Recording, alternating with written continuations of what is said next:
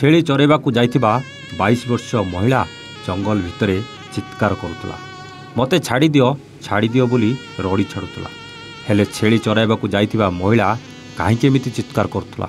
कौन किए वन्यजंतु सामना को चली आसला कि ना आउ कौन घटितला?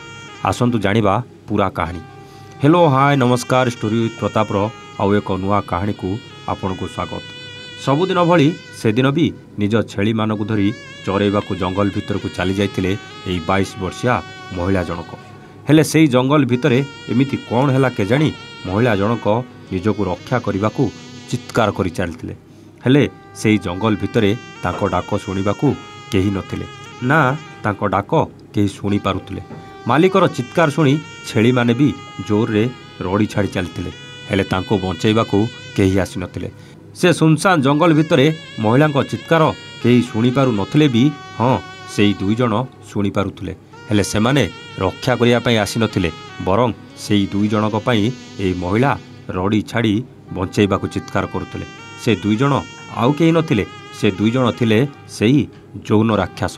निजर जौन लालसाकू मेंटैबाकू छेली चरेबाकू जाइथिबा महिलार पछे पछे पहुँची जाइतिले। आउ सुजोग देखि पाटिकू जाबुड़ी धरी घंच जंगल भितर को नहीं सकाळु संध्या पर्यंत जणे परे जणे दुष्कर्म करि चलतिले। दीर्घ 7 ରୁ 8 घंटा दुष्कर्म कला परे एई दुई व्यक्ति थकी पड़िथिले, जोथिपाई महिला जनक सेठू खसी पळे आसिबारे सक्षम होइतिले। आउ सबु कथा निज स्वामी आगरे कहिला परे थानारे एतला देइतिले। जाजपुर जिला बैरी थानार अधिकारी तुरंत सेई दुई जौन राक्षस को गिरफ करछंती। आउ ये होउछंती सेई महान व्यक्ति दुई जण। हो भाई, तमे मनीष ना पशु? कुआडू तम भितरे एते शक्ति आसिला जे 7 घंटा धरी जणे महिला को केमिति दुष्कर्म करि पारल? दर्शक बंधु, पुलिस तो गिरफ करिछि, तदंत करुछि, हेले एमाने जेउ बळी भाबे कांड घटेइछंती को महिला बा निज काम करिबाकू बाहरकू साहस करि बाहरिबो?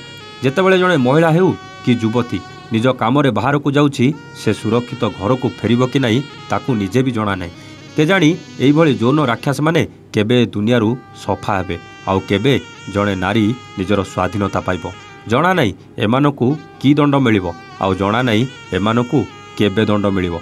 एमाने पुणी बेल ले आसी आउ काहाकू शिकार न बनेइबे किए कहि पारिबो?